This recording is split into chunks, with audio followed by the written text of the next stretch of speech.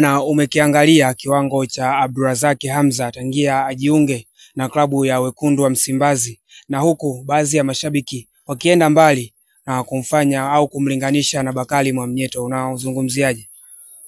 Kwanza kabisa kumcompare Abdulrazak Hamza na Bakari Mwamnyeto, unaweza ukawa uko sahihi na unaweza usiwe sahihi, kwa sababu kwanza kabisa, speaking of experience, Bakari Nondo Mwamnyeto the captain tayari amesha show experience, ameshacheza mechi nyingi nginja ukikuja kumcompare na Abdulrazak Hamza. Mwamnyeto chini ya Yanga Afrika ameongoza kutoa mataji kadhaa, akiwemo kuvaa medali ya CAF Confederation Cup msimu 2021-22. Kwa hivyo amecheza pia mechi ngumu, mechi strong, ni msimu huu na msimu uliopita mwishoni kama alianza kudrop. Unapokuja kwa Abdulrazak Hamza, alikuwa nje Afrika Kusini, amerudi Simba, amecheza japokuwa amekuwa na injury ya muda mrefu. Kwa hivyo kuna baadhi ya maeneo uwezo kumlinganisha Abdulrazak Hamza na Bakari Mwamnyeto kwa sababu ya uchezaji wao tofauti. Kwa sababu style of player anavyocheza Bakari Mwamnyeto, muda mwingi anahitaji kukabiwa yeye amalize. Ndio maana unaona partnership ya Mwamnyeto na Dickson Job ndio partnership ambayo imezaa matunda na imempa faida sana katika kariera yake ya soka.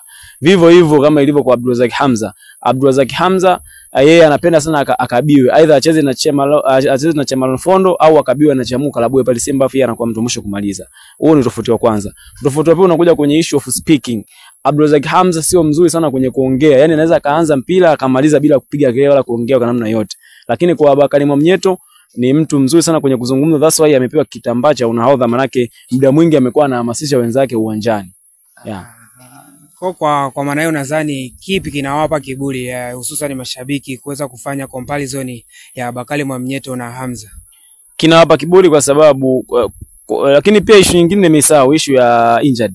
Bakari Mwamnyeto hana majeruhi ya mara kwa mara ukija kumcompare na Abdulrazak Hamza. Abdulrazak Hamza lakini pia ana ile tempo ya game katika mechi kubwa, anakuwa na ile tempo yake inakuwa iko juu. Speaking of game ya juzi dhidi ya RS Berkane pale, kila mtu anaona kilichotokea kwamba jamaa dakika 15 za kwanza pumzi imekata, ni kama alipaniki, alitoka mchezoni, mwisho siku akaamua kuomba subs. Siamini kama kweli alikuwepo katika injured serious mechi ambayo kiasi kwamba cha kumfanya asiendelee.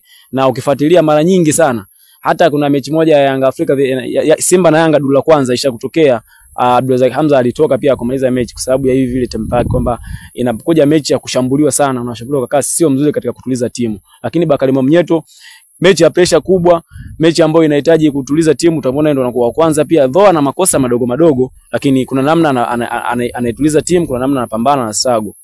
Na kwa current performance ya Bakari Mwamnyeto pamoja na Hamza, kwangu mimi nadhani ndio sababu kubwa ambayo inafanya comparison inakuwepo baina ya wachezaji hawa wawili.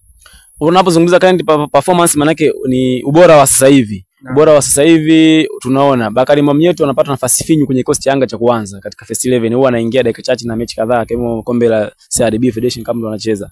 Lakini kwa Abdulrazak Hamza amekuwa na msimu mzuri kwa sababu amekuwa na consistency tokea msimu unaanza, amekuwa anabadilishwa kwa ile partnership. Kuna muda anacheza na Chemalon Fondo, alipokuja kuumia Chemalon Fondo amekuja kuingiza na partnership nyingine ya Chamuka Labue, umeona bado anaendelea kusiki na anaendelea kucheza vizuri. Kwa hiyo unapozungumza current situation na current performance ya sasa hivi, Abdulrazak Hamza ni bora zaidi kuliko Bakari Nondo Mwamnyeto. That's why kocha wa timu taifa Tanzania Hemed Suleiman Morocco alimwacha Mwamnyeto kwenye kocha Taifa Stars kichana kucheza mechi dhidi ya Morocco kwa nia kufuzu kombe la dunia.